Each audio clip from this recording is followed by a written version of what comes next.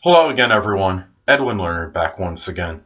In this YouTube astrological segment, I'm going to be talking about what I love about Gemini. And yes, it does apply and pertain to the Sun, Moon, and Ascendant. Well, anyway, people, the first thing I like about what I love about Gemini actually is their versatility, their ability to do so many different things. They assimilate information so quickly, so they're very quick learners. Not become, I should say, they're very quick learners, and they can really absorb just about any subject, and they can learn it very quickly. I mean, they might not have the persistence to always learn everything very to the fullest, but they do learn very rapid rate, and they can talk to anybody on really or at least almost on on virtually any subject.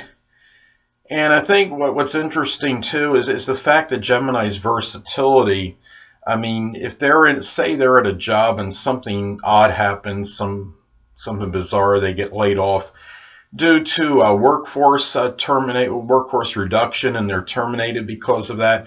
Well, the thing about it is that Gemini, because they're often proficient at more than one thing, that they could bounce back and even get employment doing on even another profession. I think when you look at a Gemini chart, let's say in a natal or solar chart, Scorpio often falls on the 6th house cusp, and I think that could account for resiliency in terms of employment. If they wind up losing one job, they can often bounce back very quickly. And the thing about Gemini, what I love about them as well, it's their quick-wittedness and their quick responses to things. I had a friend one time, and he had Gemini Rising.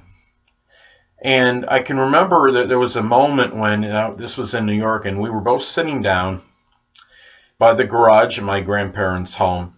And my grandmother's car started rolling back because the driveway was on an incline. So when it's rolling back, it's going on a decline. So, I mean, almost in a blink or two, my friend managed to see, the Gemini Rising friend saw the car rolling backwards, I guess out of the corner of his eye or something. I don't know how he did this, and he's already run about 10 or 15 feet. And he manages, I mean, the car actually stopped on its own, but the point is, he was Johnny on the spot, and I believe he would have done something to stop it from rolling. And I just thought the reaction time, that kind of epitomizes Gemini's mind and their body, the way their mobility, the way they move fast, they respond quickly, and they're also, as far as mentally and physically. So, anyway. Another thing about Gemini, too, is that they're being very inquisitive. They always want to know different things. The mind never really becomes complacent or gets tired as far as learning things. They are very learned people and always do want to learn. And the thing that I love about Gemini, too, is that they can often be very good communicators. President Barack Obama has his moon in Gemini, and of course he's very verbose and eloquent. He obviously has a very good command of the English language. I think a lot of that has to do with his Gemini moon. He also has Aquarius rising, which of course can give literary ability, being an air sign.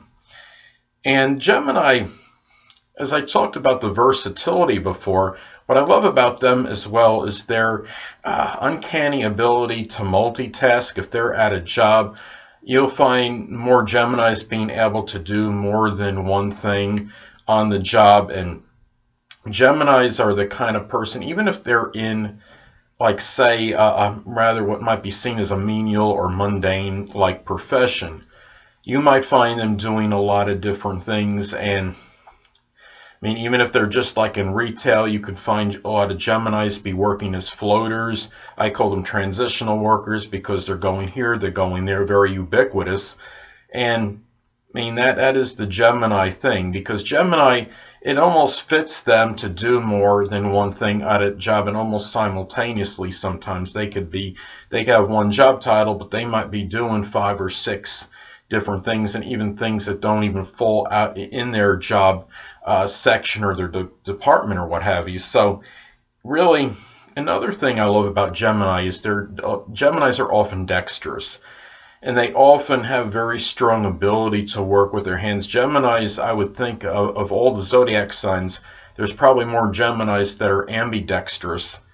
So, I mean, if you say you have a problem with your vehicle, it could often be a Gemini, Sun, Moon, or Ascendant.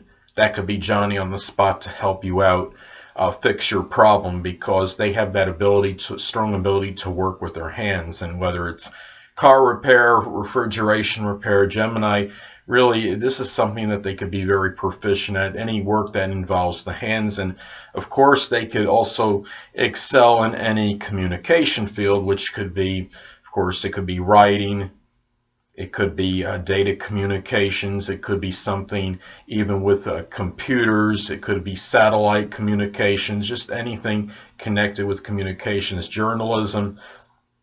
Gemini just has a very good diction. They often have a very good command of the English language and be able to learn things. And the thing,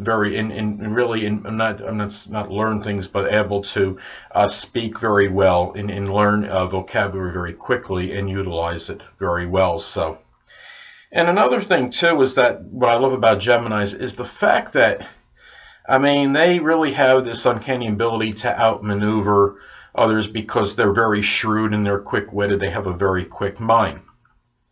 I don't know how many of you follow the National Football League. In America, we have something called National Football League, and it's the NFL, is of course like that acronym, I guess you could say, for it. And anyway, head coach Jeff Fisher, I believe this was in 2006, he has Gemini Rising, and there was a game he played, I believe it was against the Indianapolis Colts, in which he did what I call a little bit of trickeration. What he did was he had the Titans coming on and off the field. He was the coach of the Tennessee Titans at the time. So he had them coming on and off the field. And what happened was the other head coach in the game, the coach of the Indianapolis Colts, Tony Dungy, he was very confused and bewildered. He didn't know what was going on. So what happened was he winds up calling a timeout. So what Jeff Fisher did, he used, I think it was a lot of this was his tricky Gemini Rising, tricked Tony Dungy into calling that timeout, and it was to their advantage because that was one less timeout that the Colts were able to use in the game. The point of this story is the fact that Geminis can be counted on to outwit and outmaneuver the adversary or opposition.